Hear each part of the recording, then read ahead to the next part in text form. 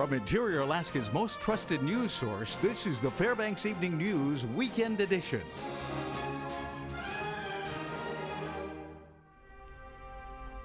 Good evening and welcome to the July 4th edition of the Fbx Evening News.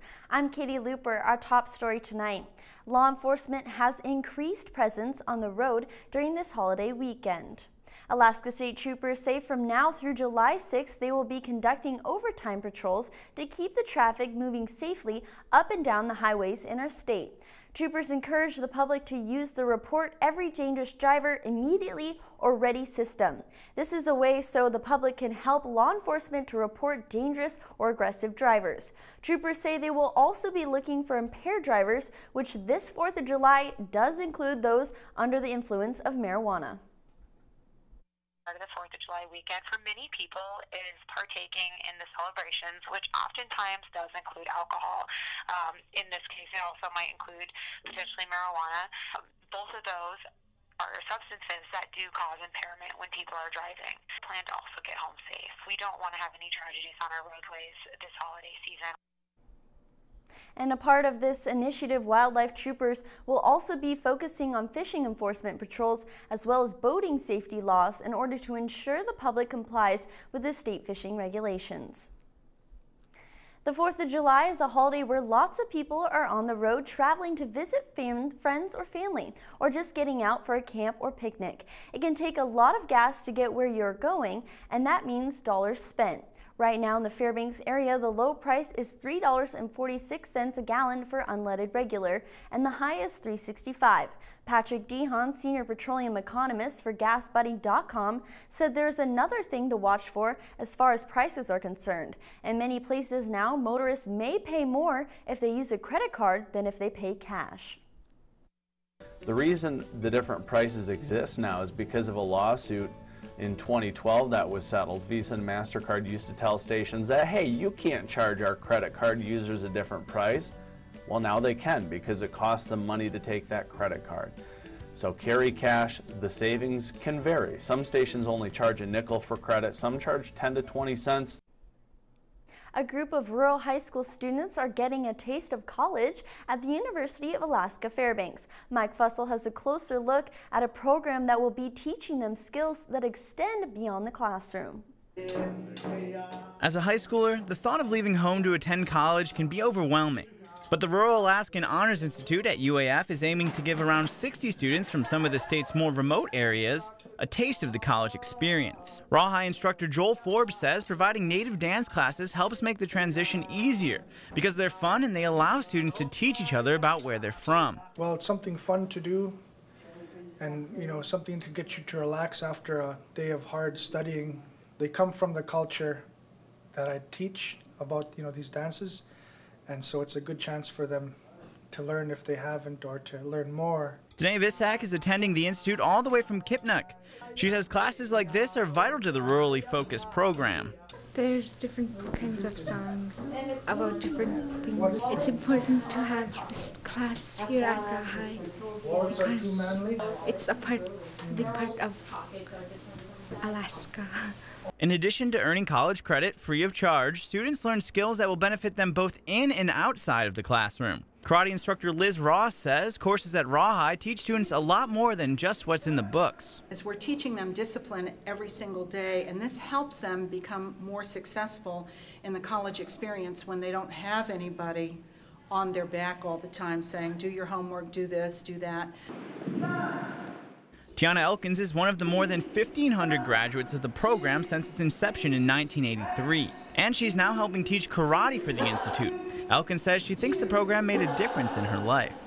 A lot of the kids ask me, like, oh, how much did you enjoy Rawhide? Was it a great thing for you to do? And I tell them that it's most definitely the best decision I've made in my life. And she might be onto something. More than 250 students who attended Rawhide are now enrolled in college. And according to a study by the American Institute for Research, Native Alaskan students who attend the program are nearly twice as likely to earn a bachelor's degree. Reporting from the University of Alaska, I'm Mike Fussell. When we come back, today is Independence Day, but there still is a ban on the use and sale of fireworks. We'll have the details. Also, the Parks Highway was jam-packed today as hundreds of locals left Fairbanks on their way to the Easter Parade. Those stories and more when we return. Stay with us.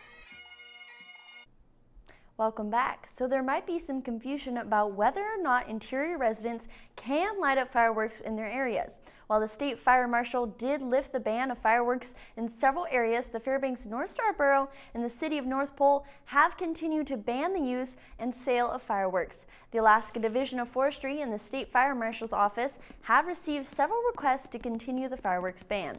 However, they are not able to enforce any ban involving fireworks until the wildfire danger standard is set to extreme. The municipality of Anchorage, the Kenai Peninsula Borough, the Fairbanks North Star Borough, and the Matsu Borough have continued the ban of fireworks. The city of Fairbanks bans the use of fireworks year-round regardless of fire conditions. Alaska Interagency Coordination Center spokesman David Schmidt says people should check their local regulations to see what is allowed before lighting any small explosives during the 4th of July weekend. We want them to enjoy the land that we've got. We just want to be really careful, realize that sparks go everywhere. When you're doing sparklers or fireworks, you have a heart, you really don't know where those sparks are going to land. And a spark can sit there for a minute and start a fire, or for a couple days and start a fire. So just be real cautious, be aware of where you're at. If you have any doubts, call your local land management agency to see what the rules are. Get out and enjoy yourself, but be really, really careful. Cars were lining up along the Parks Highway for the annual 4th of July Easter Parade. It was a lively atmosphere today with people wearing wild costumes and carrying political signs. The parade route passed the judges panel in the Village Square and then headed down Main Street, Village Road, and onto the Old Nenana Highway. The parade opened with everyone cheering on young bicyclists. Several individuals and community groups participated by dressing up and tossing candy at the crowd. As tradition, the Easter Fire Department came out and Smokey the Bear waved from the truck. After the parade, spectators meandered towards the community park where many barbecued and played games for the holiday celebration. Well, we had the parade. As you saw, that was great. The judges are doing their job right now, and then they'll go down and award prizes after a little while. People now are going down to the park to do their own picnic or take part in a potluck that we're having. And then food from everybody. It's a great feed. Happy birthday to the United States of America. Hundreds of people came to Pioneer Park to witness its annual Independence Day celebration ceremony. With all-American music from the U.S. Army Alaska 9th Army Band kicking off the celebration, several other people also did their part by donning patriotic clothes in honor of the 239th birthday of the United States. The Independence Day ceremony started from the top of the SS Nenana with a welcome from local politicians and military leaders from Fort Wainwright and Eielson Air Force Base. They honored Americans far and wide with a proud display of all 50 state flags and a gun salute with a few extra shots in dedication to the Alaska state flag. Pioneer Park manager Jason Avery says the crowd was larger this year compared to most. Really think it has to do with the nice weather and being on a Saturday, and we're really just been really happy to have the military out here celebrating as well as the public from Fairbanks. Alaska, the last frontier.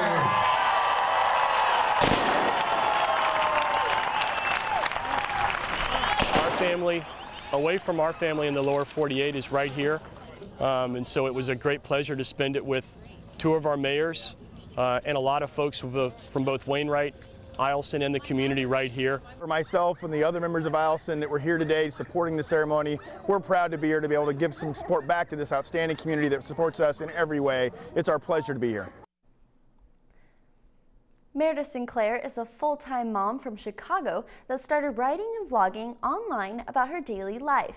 Now she spends her days producing regular family-focused segments for Chicago shows as well as the Today Show, and her articles are often featured in the Time to Play in Chicago Parent Magazine. Just recently, I was in North Carolina and filed this report. Hello everyone, I'm here in the Outer Banks of North Carolina. I'm here for a family wedding, but I got the chance to sit down and speak with Meredith Sinclair from meredithplays.com, and you may have seen her as a regular guest on the Today Show. And so Meredith, you talk about incorporating play into people's lives. Why is this so important? Well, we tend to think of play as just something for our children, right? But research has shown that really play and playfulness is really healthy for everyone their whole life through. There's something that happens in your brain, this connective thing that happens. So for families in particular, it's a great way for them to connect more than just talking with your kids. When you're in a playful experience, connection happens much more easily and it's just more fun.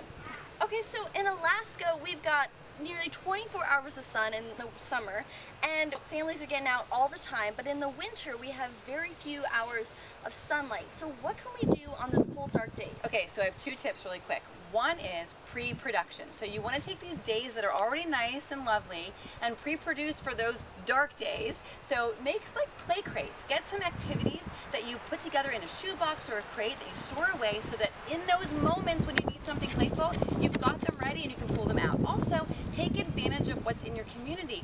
Really do a little research right now and make some dates for like the rock climbing place or the swimming pool or the library so that you're not caught off guard. That's the biggest thing is pre-production.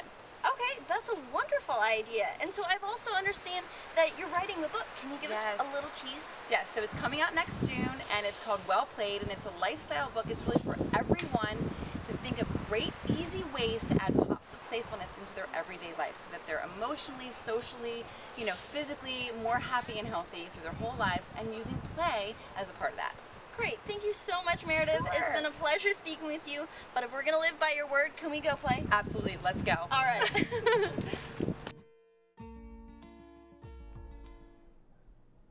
And Mike Fussell is coming up next with all your 4th of July sports action. Stay tuned. Welcome back, sports fans, and happy 4th of July. Mike Fussell here with your latest local action. While it is a day of celebration, many folks around town were still out and active. In fact, almost 90 runners got a head start on the holiday calorie count earlier today.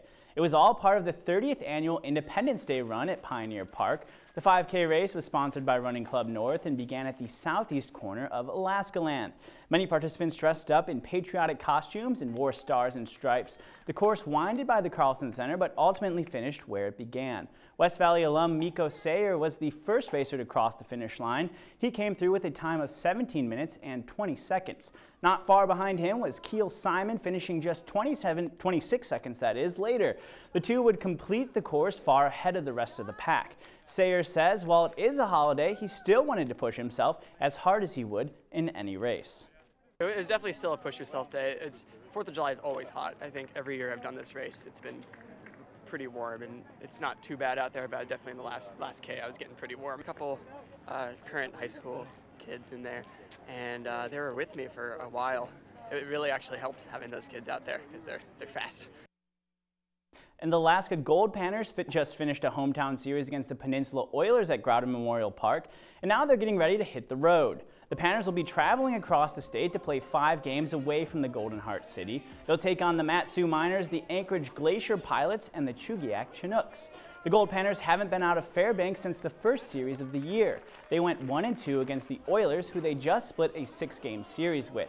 The Gold Panthers will play both the Pilots and the Miners twice while on the road. They have yet to face either of those teams this season. The Panthers will also take on the Chinooks in a single matchup. They swept the Fairbanks team at Groudon in mid-June. Alaska outfielder Evan Casalato says the team is looking forward to getting on the bus.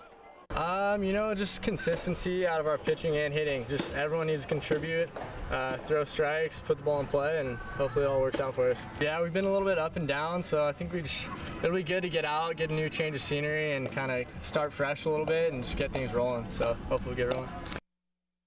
And Legion baseball is still in full swing despite the Independence Day holiday. The Fairbanks 49ers post-11 team took on Delta at Marlin Field earlier today for a doubleheader.